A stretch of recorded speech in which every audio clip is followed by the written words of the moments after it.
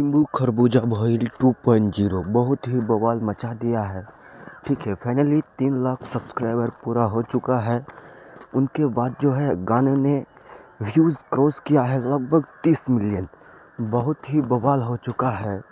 जो news channel से गाना आना और ग्लोबल स्टार ऐसे ही नहीं कहा जाता है। गाना ग्लोबल 7 नंबर पर ट्रेंड कर रहा है।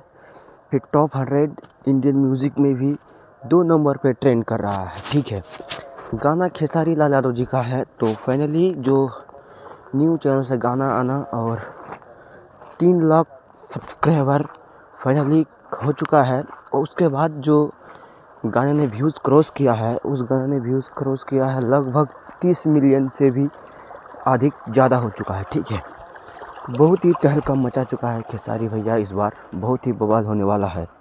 अगर चैनल पे नए हैं तो सब्सक्राइब जरूर कर लेना। फिर मिले किसी और नेक्स्ट वीडियो में।